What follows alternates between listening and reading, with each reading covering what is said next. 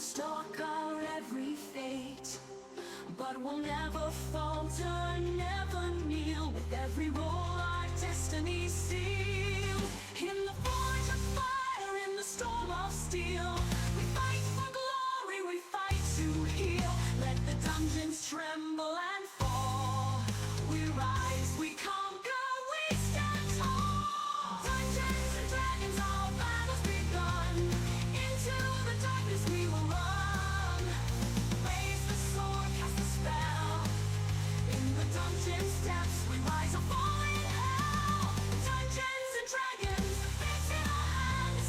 Fight through the chaos, take a stand. Born of glory, we ride the storm. In the heart of the dungeon, where legends are born. Through the fire, through the pain, we'll forge our names and break the chains. Dungeons and dragons, forever we fight. In the heart of the dungeon, we claim the night.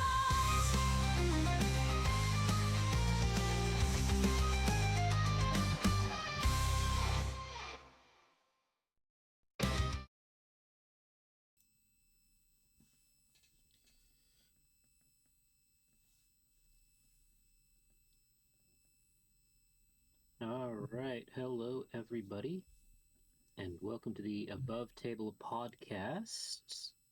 Sorry, give me just a second.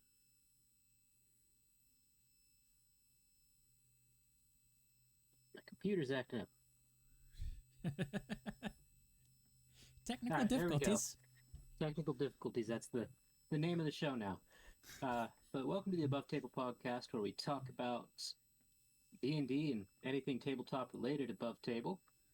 I'm your host, Fish, and this guy that way? Yeah, that way is Havoc. Oh, dude, we seriously got to talk about the I'm your host. Man, come on, we do this together. We do this together, but like I talk first, you know. One of these days, I'm just going to jump in. We'll see. We'll see. But we've got a couple of fun topics to go over today. I'm a moron. Don't worry about it. Technical difficulties. Hey, that's the name of the show. Yep, 100%. Oh man, I am. I see exactly what you did. I was dealing with the Stream Deck and yeah. One of these days, we will get it completely right. One of these everything days. will go exactly to plan. But you know what's going to happen? Well, we're going to realize we didn't press the go live button or the record button. And it won't be there. And then it won't be there.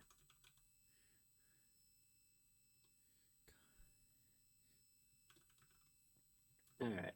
Well, while Havoc goes through and fixes all this, some of the things we're going to be going over, balancing combat encounters and combat time management, as you can see there. We've got our weekly thing of the week, like we'll do every week. And then world building woes and what we find most difficult with our world building. I think that about covers our planned topics for the day. You got anything else there? No. I think that about covers it. I'm just, I can't believe I did this. I mean, something's got to go wrong every week, or else it's not us. Yeah.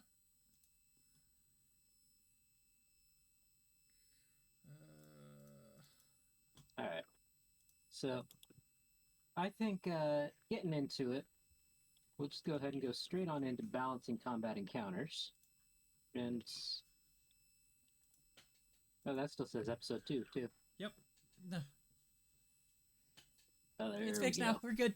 Now we're fixed. We're good. We're good. All right, so we're going to go ahead and get into combat encounter balancing. Sorry. And I think I'll go first. See, I only DM for one group right now. And the world is decently well fleshed out, and The party's doing wonderful things. It's a really well-built party, actually. So,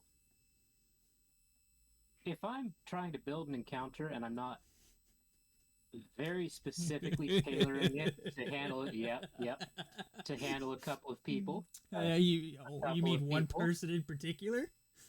But if I'm not being really specific in my planning, I just go to D&D Beyond or whatever application I'm using at the moment, and I pick whatever creature is or monster is the most relevant thing for them to be fighting, or a couple of them, and I just keep adding things until the encounter says deadly, at which point I know that they're not going to completely steamroll it. Now, if I'm trying to tailor things, I take your character's strength into account and Moodle's character, all of her capabilities, and Yeah. I'm innocent, I swear. speaking of, I think you're really going to enjoy the next session. Hey, you said I can let I can let loose a little bit. So I just hope when you're letting loose that you let loose on the right thing. That is all dependent on what is going on. Once you see it, you'll know what it is. I just hope that it's not too late. Fair. I think that with me in particular, I tailor. I don't just like shove things at a player until it's deadly. It's more of just this goes back into the prepared what was it, reactive proactive DM, and the fact that like, all right, well, so I know what I'm going to be throwing at you in a given session. It's what happens is what I prepare for. With what I'm doing with it and how it fits to the story is, I am a firm believer of changing stat blocks. Firm believer.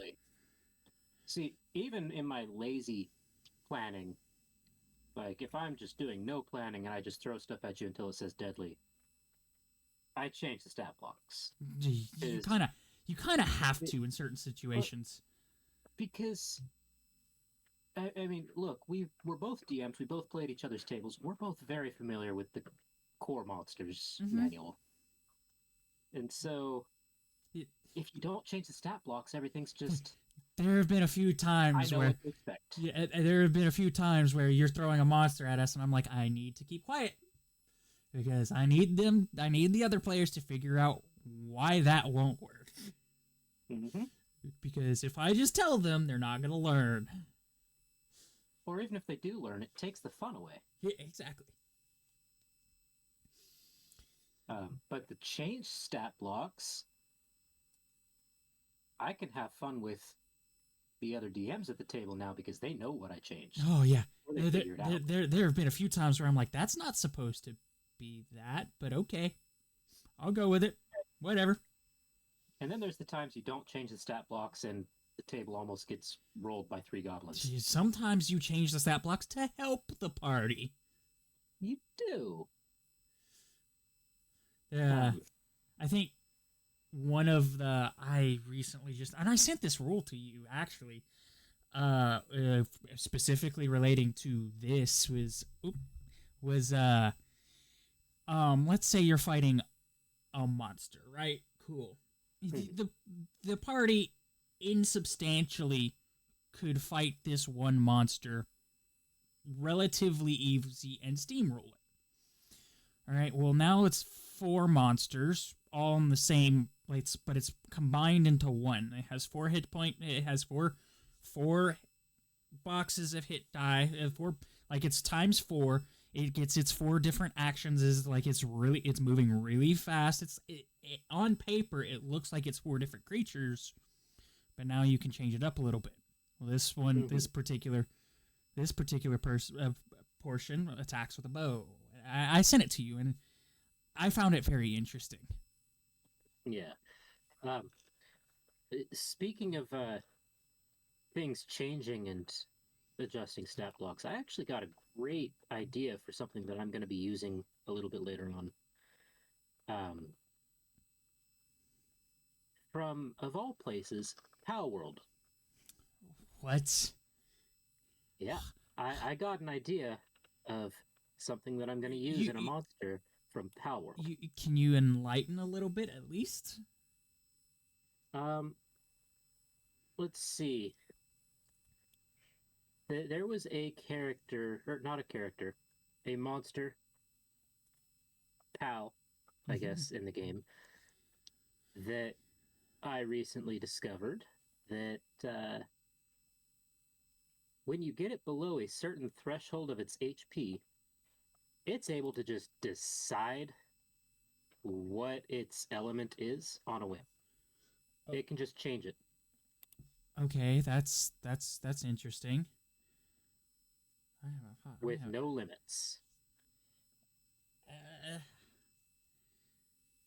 that's a little frightening, and I'm a little scared. But you know, I'd have to see it.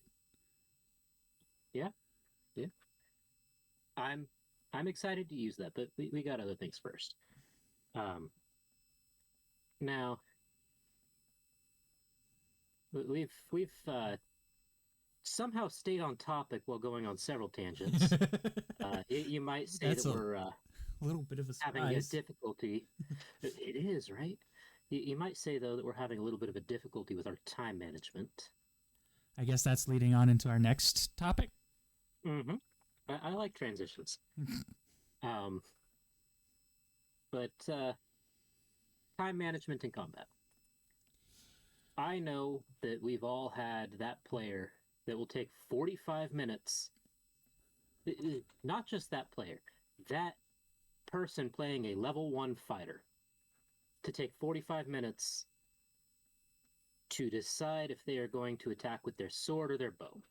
So, the thing that I think about that is that when you're on an online game, that doesn't happen all that often, because you have your D&D Beyond, your Roll20, your character sheet on a digital copy pulled up, and it is a relatively better than if you're sitting at a table. I've had that person that's just sitting there like, how does this work? I'm like, yeah, I'll get some clarifications on the rules and how the DM feels on certain things, but for the most part, I've made my decision of what I'm doing. Mm-hmm. And that comes with experience. Like, Yes. the ability to know what you're going to do on your turn before your turn. That comes with experience. Knowing what how the other players affected your decision, and okay, that changes my decision a little bit of what I'm going to do because now that doesn't work. Like, I'm the Draconic Bloodline Sorcerer getting ready to cast Fireball, and the Paladin decides that they're going to run into the middle of an oil pit. It's a paladin. I'll still cast it. I did. I killed the Paladin, actually. Wrong place, wrong time, bud. Yeah. No, that was a fun campaign. Actually, that was, I think, the one D&D campaign I've been in since high school that Moodles wasn't a part of. And that was also my least stoic, most flirty character I've ever played. That same character, or that character, actually went on to marry that same paladin later on.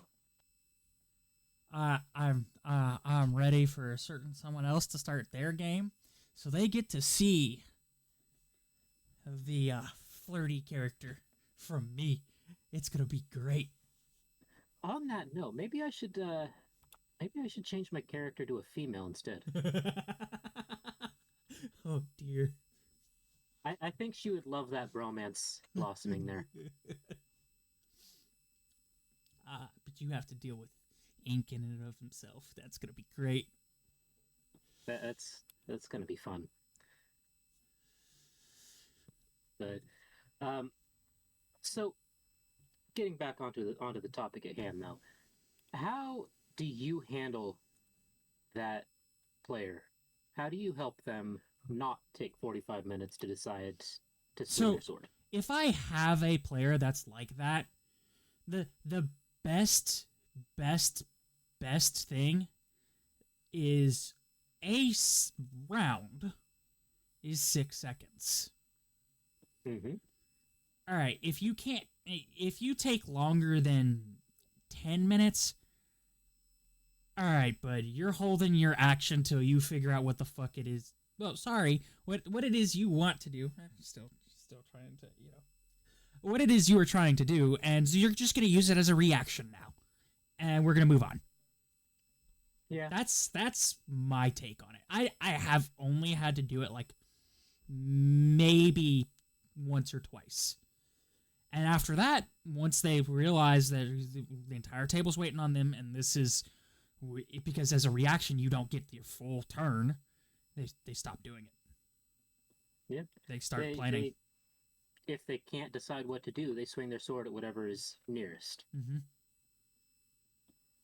Yeah, that's not a bad tactic. I've never had someone quite as bad as I described, but I find that it helps mitigate it if you go over their character sheet with them if they're new, or if you just have a feeling that they're going to be that player. If you go over their character sheet with them and what their abilities do beforehand, it helps to keep that from happening. Now, if it actually happened, I would probably do something similar, like it's been several minutes and you don't have any idea what you're doing, so Right. plan out what you're doing and use it as a reaction. Yep. Because nobody wants to spend 3 hours sitting in this combat waiting on you to decide. I already do pretty heavy combat sometimes, and there are instances where combat takes a bit, and if you're sitting there for more than 10 minutes, it's like, okay, that's 10 minutes spent on a single 6 seconds of combat. Not even.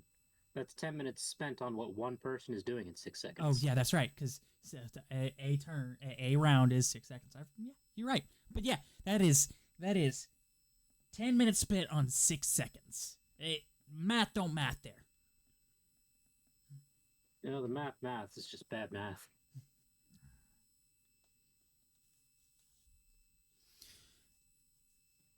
Action That's economy is a thing, and if you start taking too much action economy, and you're taking too much time with that action economy, then we're going to have to limit action economy. I know I'm saying that, and then I realize that Fulnir is big heavy into action economy. How many attacks do you take in an average turn as Fulnir? With or without potions? Just an average turn. Okay, so if without potions, 2, 3, 6, 7, 7. And it's another 4 if I action search. So there's 11, and then you can take a potion that will Give me another 4. 4.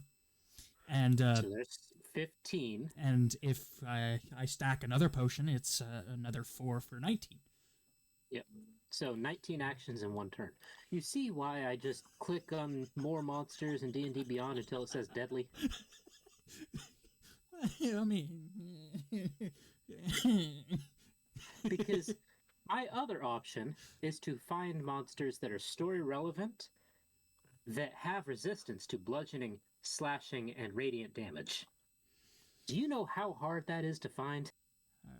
bludgeoning, slashing, and radiant. You know that wouldn't even stop Fulnir for the most part, because once he realized that it was resistant to bludgeoning and slashing, he just switched to a piercing.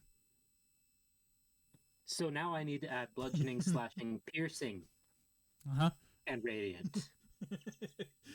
Don't forget the shadow damage. At that point, I've done enough slowing you down that the shadow damage doesn't matter as much. But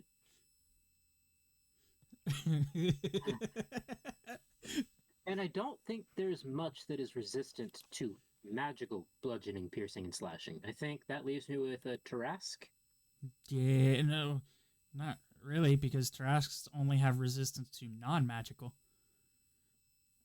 It is super easy to get magical. I'm gonna need to double check that because I thought they were like actively resistant to magical damage. No, because I don't know. Let me look that up. Yeah, I'm looking it up too.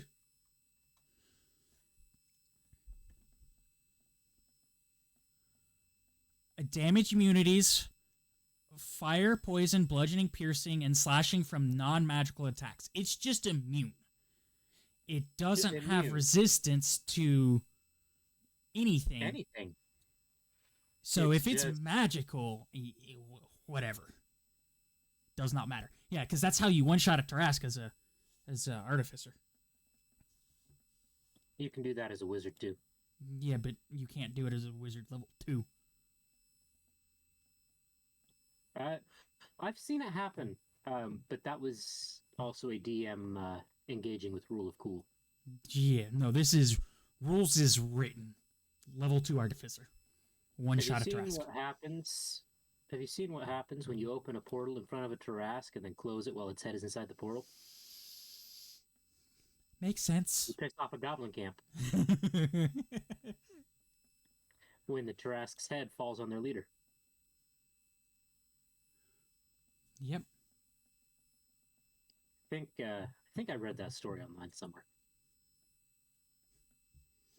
There's a lot But- of different subreddit stories that are. Oh yeah. No, I love the Reddit stories though. Like they're great. There's so many wonderful things that you can get off of Reddit for D&D. Yeah, but what if you need to slow combat down? Slow combat down. Oh, that is super easy. I have an example for this. Fun fact for those of you that don't know, I run a lot of homebrew in my game.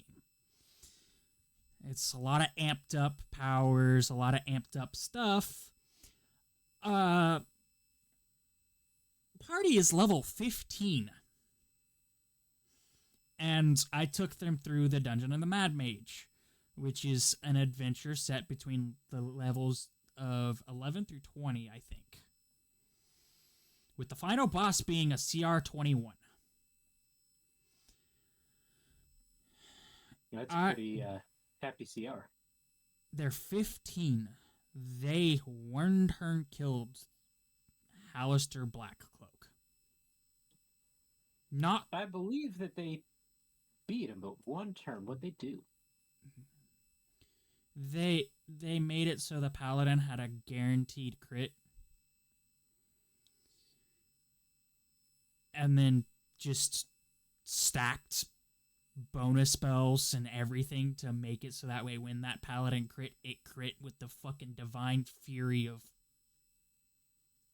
And I know I just cursed again. God, I suck at this. It is really difficult. The one thing we're trying to keep halfway family friendly. Uh-huh. And I am Don't watch doing a Taylor's mouth. piss poor job doing it. But yeah, they dealt like the paladin hit, and it dealt like 700 damage in a single attack. And so the way I slowed it down was Hallister Blackcloak had access to a spell level 7, I believe. Program Delusion. And I was like, okay, now you wasted all of that. Let's restart because you broke his Program Delusion. Party was not happy with that one. Sometimes you have to do that, though. You want to reward the clever thinking of your players and all of that, but if they one-shot the boss, then that wasn't the boss. Yeah. Yeah.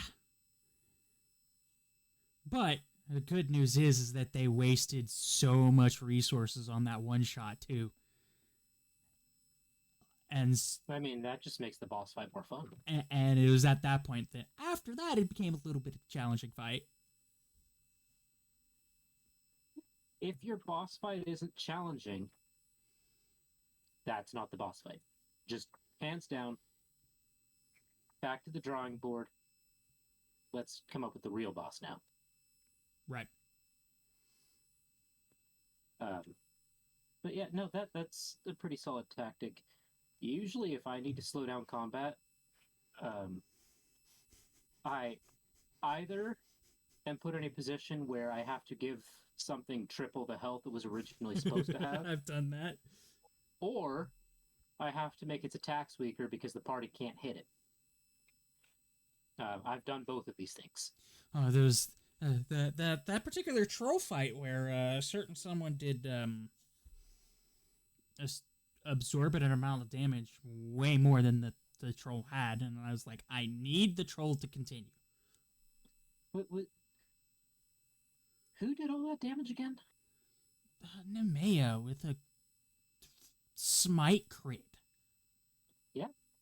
Nemea smite critted, and then Torin smite critted. He Back was to back. it's 3 crits in a row from 3 different Two of them were characters. Smites from 3 different characters. That thing should have been dead.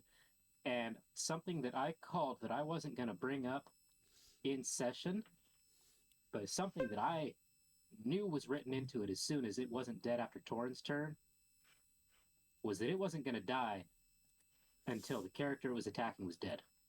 Yup. I had reasons for that. Oh, I know. I know you had reasons.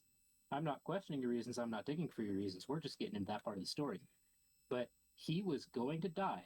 That troll was going to kill him. And if that troll needed 1200 HP to do it, he was going to have 1200 He was HP. gonna have to do it. 1200 HP. And it just... Honestly, it makes for a fun fight, though. When you think you have a chance as a player, but you don't. Like, there is a set goal of the monster, and it is going to hit that goal. But you can see that you're doing damage. Yeah. And honestly, I think you did a great job of describing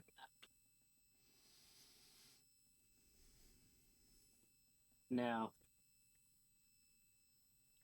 I have not hit you guys with that yet.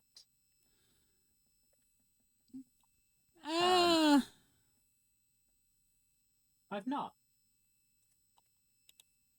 No, I don't think you have. I think we have avoided a lot of fights that you were a little annoyed about us avoiding. 1 or 2, yeah. If I remember correctly, you were super bummed about a certain bone naga that we didn't fight. We just made friends with. So, what I am upset about with that... actually, I shouldn't tell you too much. No. But it is still alive. And in order for certain things to happen in the story, it needs to not be alive because they are tied to it. But it is now a friend of the party. But because of the way that it is designed, it inherently cannot happen until the Bone Naga is dead. That's great. And it has to be that Bone Naga. So And it sounds like to do with the dungeon that you guys were in. it sounds like that bone naga is not gonna die. You're gonna piss off. You're gonna piss off an entire group of players if you do that. I mean, I'm okay pissing off a group of players. I've done it before. But you guys will not understand, or you will not reach the entirety of that particular dungeon as long as Yormi is alive. Or undead. That's not the same thing as Ash, right? Not the same deal, no? What's what do you think the I deal feel is like about? every time we go into a dungeon, we come out with a pet. Now that I think about it. Yes, you do. That is irritating. Every time we And go it's into a dungeon, we because- come out with a pet. It's because you guys have a cleric with a freaking +9 to charisma. And it's because I am nice sometimes. And honestly, you give me that charisma roll of 27, I'm most things are going to be convinced at that point. That's like that strength roll of 29 or whatever, and you're like, yeah, I can't beat that. Not when it rolls a 13. Nope. Oh, it's okay. You guys are. There is something coming specifically for Fulnir that. Listen, I'll just listen. say this one specific thing does make Fulnir look a little bit weak, and I'm talking about enlarged Fulnir. Is this like single enlarged Fulnir or like double, triple, quadruple times? Yes.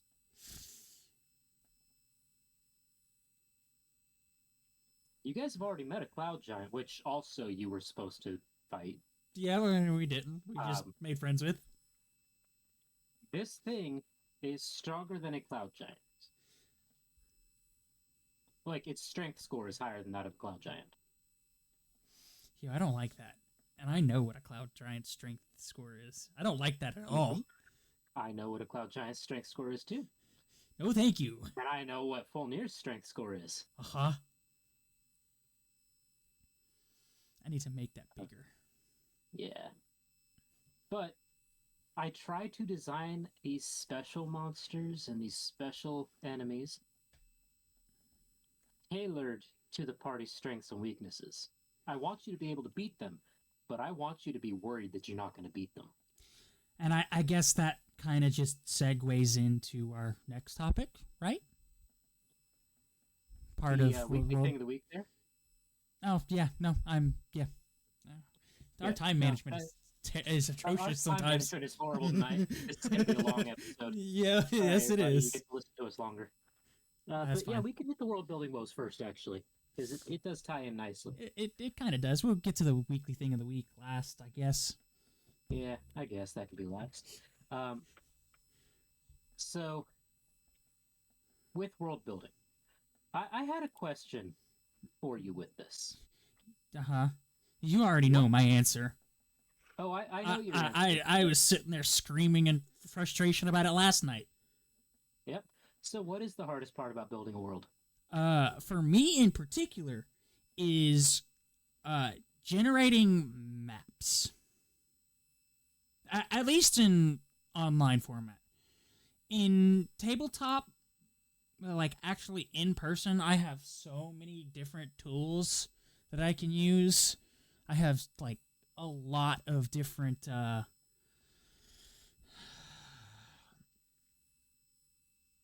I can't think of the word. A lot of tools and assistance. Yeah, the like figures and the I'm done trying. I'm done. Words But are in escaping online me. map making online is hard for you. See, I have a similar problem, but I have an in-house solution to that problem. But Your in-house solution is great at it. oh yeah, no, she's incredible. She's actually she knows a little bit more about what you guys are getting ready to go up against because guess who's making the maps? Hey, Moodles, if you're listening to this, you want to give us a little bit of insight? You know what, Noodles? If you're listening in, you can tell them how many maps you're making. Oh dear. that are all for the same situation, that are all for the same combat.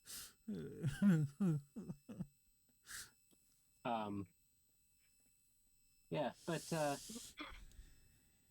so that's my in-house solution there. The hardest thing in world building for me is the NPCs, and that ties back to last week when we were talking about uh, the DM styles. That's one of the downsides to reactive DMing is I don't have more than a couple of NPCs built for any given area. Fair. Now, the ones that I have built are going to be the powerful ones, and they're going to be the ones that the party can't one-shot kill because I don't need murder hobos. We're talking about like NPCs. NPCs is like not like BBEG or monster encounters or anything like that, right? We're just talking about good old plain John Doe and Jane Doe, right? Mm-hmm. All right.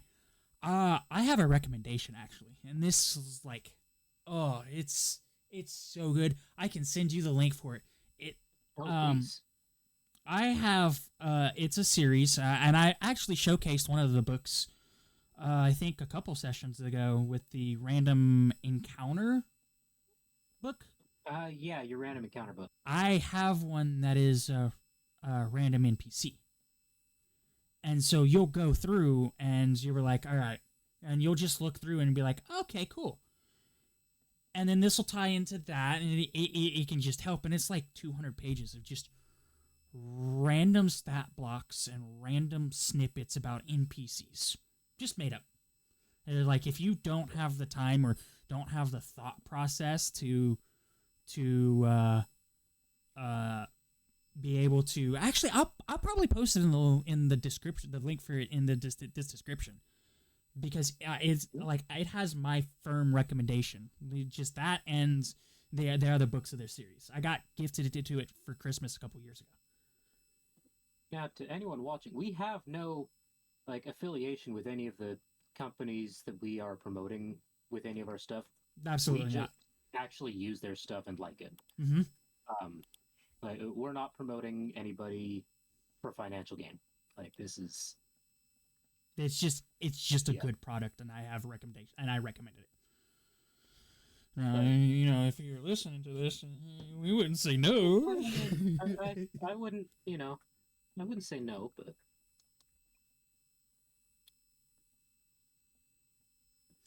yeah. But it also helps that, like, I've had 30 different player characters go through my worlds, and I'm a firm believer of if you're done playing your character in my world, unless your character died, it's gonna become an NPC. Oh yeah. You guys have not met any of the previous player characters yet. I will say, mostly for Moodle's benefit, because I know she's listening. Some of them are still alive. Yeah. So, in my world, I have to think about it. In my world, you've met 4. That sounds about right. 4 of the companions that are player characters. 2 of them which were played by me, and 2 of them that were played by other people. Yep. Now there's lots of space for old player characters though. Yes. But it's it makes NPCs a little bit easier having all that available. Mm-hmm. And if there's a bit of a time jump, you're like, all right, what route do I think that they would go? And you kind of get to flesh them out a little bit more defined, and you're like, all right, yeah, I could see them playing as this. Yeah. No, but I'm excited for you guys to meet the one that's still alive. Because one of them isn't technically alive anymore, and one of them is just straight up dead. and then one of them is on a different plane.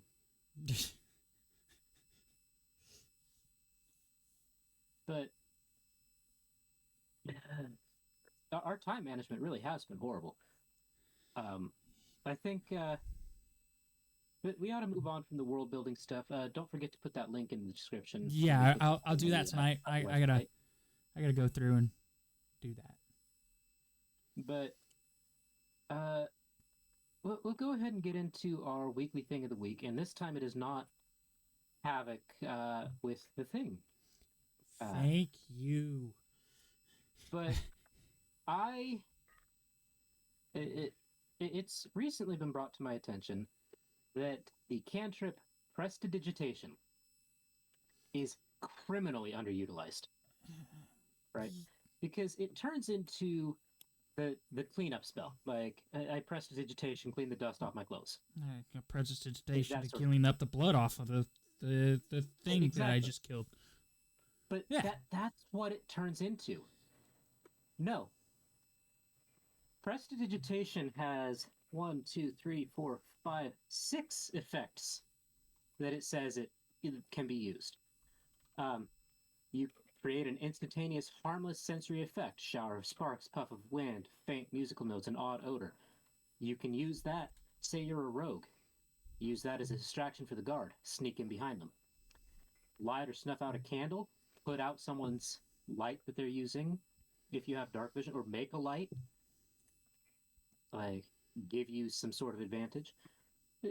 Cleaning or dirtying. You can make something dirty. You can soil somebody's pants. Which I will laugh if you use that in my world. Wait, I It's- just will. not concentration. It is not concentration. It is a cantrip. It lasts for 1 hour. The next effect, though, its fourth effect, is the one that I think is very underutilized.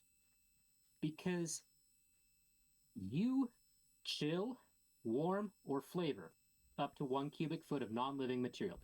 Non-living material. It doesn't say food. It doesn't say anything other than it just can't be alive. Do you know how many cubic feet of cloth is in an average shirt? Mm-hmm. Less than a quarter Mm-hmm. of a cubic foot. You can use this for environmental cold resistance or heat resistance. In Okay. flavoring food, sure. Okay, But- fair. Like, it maybe not against damage that is cold or heat, but if you are in an incredibly cold area, say you're in a building where the average temperature is 25 degrees Fahrenheit, you know, you can use this to stave off the damage that you would take from the environment. No, I'm reading through the spell now, and you're right. It's 100% broken. I don't know why I never really fully dove deep into the actual rules as written of Prestidigitation, and I'm telling you right now, do not ever let me have this spell as an artificer. Oh, you're never getting this spell.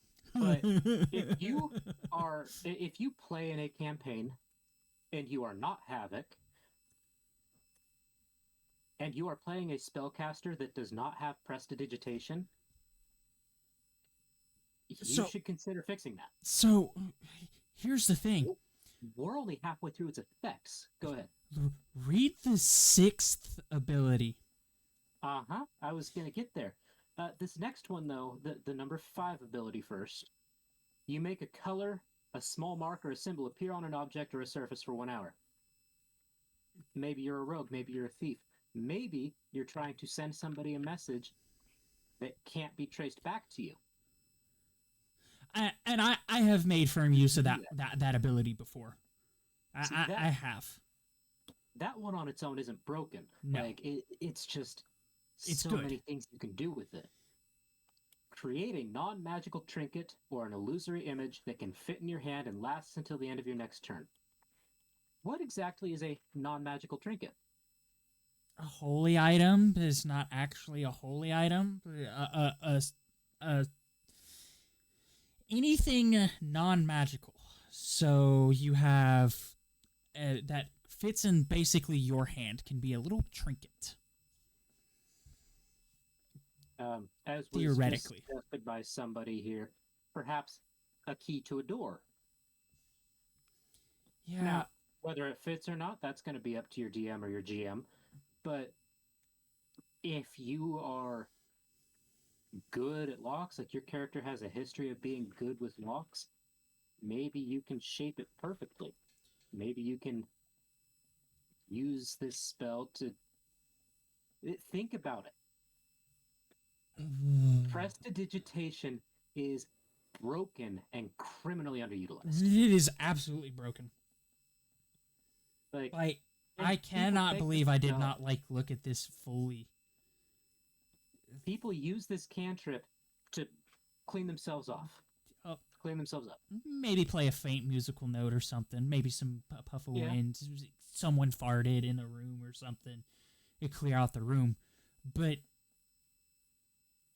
No. there's If you do not take this spell as a spellcaster, it is a cantrip. It doesn't even take spell slots. yeah. If you don't have it, you're wrong. I don't care what your flavor of magic is. Because, like, you've known the things that I've done with an artificer using level 2 ability, right? Mm-hmm. The non-magical tinkering. Yep. Now, it's a cantrip. Mm-hmm. I could do so many things with that. Now, the one thing that I will say that does limit it is the fact that it has a set duration of 1 hour. Yeah, but that can easily be. It can. But that is the only thing that I can think of, that and the range, is the only thing I can think of that actually limits this from being the most broken spell in D&D. I wouldn't go that far being the most broken. It is definitely high up Okay. there on the cantrip side of things. For its cost, this is easily the most broken cantrip that I've found. Do you have one better? I'd have to look through. I don't know every single cantrip off the top of my head, but I would say that for a non-damaging, enhancement spell, absolutely. Absolutely. Yep. It's that's my rant on it, and Moodles brought it up to me a little while back, and just I looked into it a little bit, and I don't even think she realized how broken it was Yeah, so when she said it to me. Can I have it on phone there? No.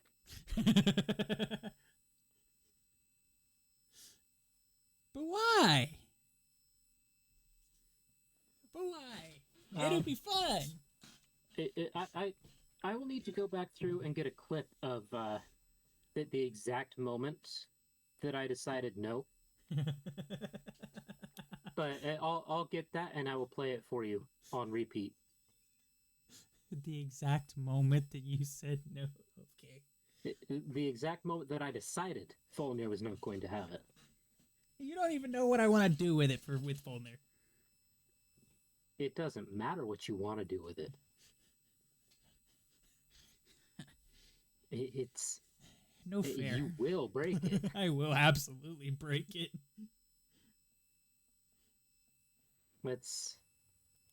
Yeah. But I think, yeah, we're sitting over 50 minutes, so I think that's about all the time we have for the day. And now I've got to go and do some session prep because tomorrow, as of this recording, tomorrow, Havoc gets to learn maybe, just how twisted I can be. Oh, don't worry. And if you get to learn how twisted I'll be in next session for Asgar. Ooh, yay. I mean, you've already seen how twisted I can be, killing off a Yeah. major player companion in episode 3, and then killing off a player character in episode 4.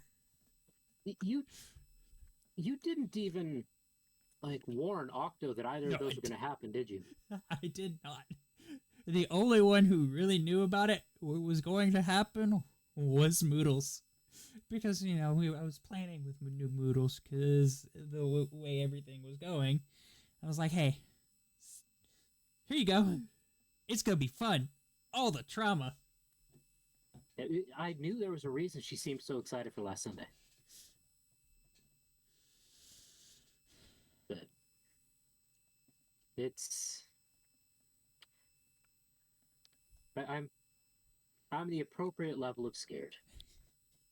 Exactly. Just like I'm scared for tomorrow. Good. Now, but I think that's going to be it for our recording. We will be hanging out for a few minutes after we're done talking D&D to chat in the chat and talk about non-TTRPG stuff. But as always, if you've got any ideas for bits or ideas for things we can use for our weekly thing of the week, or maybe you've got a questionable ruling that you want us to take a look at from your own table, our DMs are open and our email address is there at the bottom of the screen. And I believe we have that linked out as well. So, yeah, right down there. And yeah, thank you all. And we will see you next time. Oh, man. Now it's the above table after show. Yeah, above the table. Oh man, I'm excited. I think that with everything that we got going on, we'll be back live. We'll be back doing podcast next Wednesday. I think next Wednesday, right? Trying to do this a Wednesday thing, unless real life aggro comes up. Yeah, it's probably going to be Tuesday to Thursday. One of those days will be the podcast for the next little while. Yeah, because typically Fish runs his games Friday or Saturday. I run mine on Sunday, and then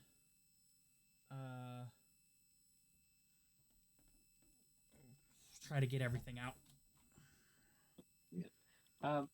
Now, I've got a question, because I brought this up a couple weeks ago, but I think we've got everybody here in the chat that's in the Hellions stream. But how would all of you feel about doing a holiday special on on the evening of the 24th or something?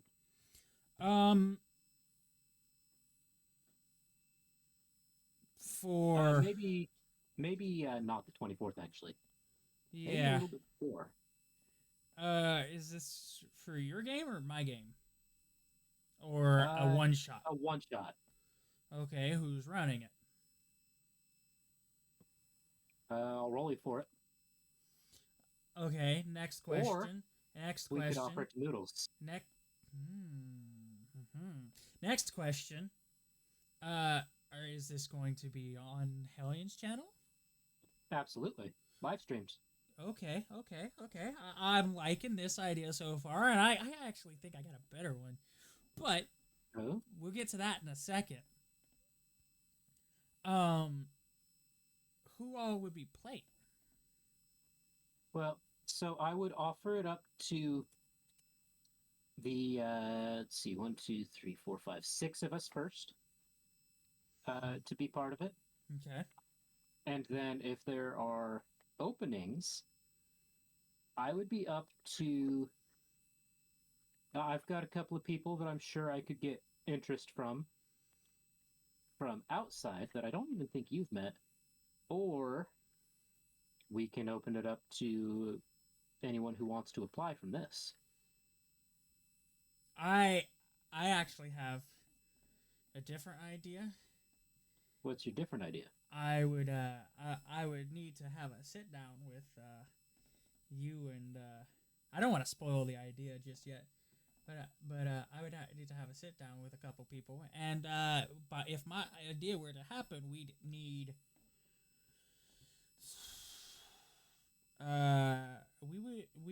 we'd need 3 players to include who we got. 3 more players? Mm-hmm. 9 people. What? Uh-huh. I'm Oh, concerned. maybe 2, probably 2. But So, I got an idea forming, and it's gonna be great. Alright. I need to see how it works. Are you thinking of roundtable? I'm thinking of council. So, I saw more that. complicated than roundtable, but also I could see some interesting things happening combining the styles that we're running with. Mm-hmm. Mm-hmm. If we wanted the 2 or even the 3 of us doing that. Yeah, and it would give the third person a little bit of experience. Mm-hmm. Give somebody a little bit of support while they learn to DM for the first time. Mm-hmm. It would be interesting to try to run and figure everything out and the fine details. We would kind of have to do some. I don't know. It's gonna take some planning, and we got. I Not would a lot of say. time. I would say. Oh, you know what? Actually, here is my thought process. We run that as our little holiday thing with as our very first stream when we get affiliated. You know, I think that could be the way to go about it. We do it as a celebration, We do it as a And then it- celebration. and then we're not pushing it for being ready to go in 10 days. Yep. Um, We get a little bit of We're- time and prep. It would Yep. probably have to be something that we do is a little bit longer than 3-hour session as our typical go-to. yeah, no, that would have to be like a Saturday night. We're going from, we usually start at 9 p.m. Eastern, so that would probably be 9 o'clock to maybe 2 a.m. Yeah. I think, though, that could be a lot of fun. I think we should do that. We'll plan for that being an affiliate thing, and I can run it, or you can run it, or Moodles can run it, or we can counsel it. Speaking of affiliate, we're almost there, guys. We're almost there. We need How far 13 are we more sitting? followers. 13 more. We're so close. Once we get those 13, we can start doing a little bit more stuff with the with the everything. That's Um, all we need. yeah. Hopefully, we have to start planning this outside of standard session very soon. Yeah, hopefully. But yeah, I mean, we could still plan it and just wait. of course. But with that, I think we've got some things to talk about offline, not to give too many spoilers. And I think we're sitting at over an hour now, so I think we've crossed our threshold for time. I will be wanting to do like a full get everyone together at some point in time because we need to talk shop.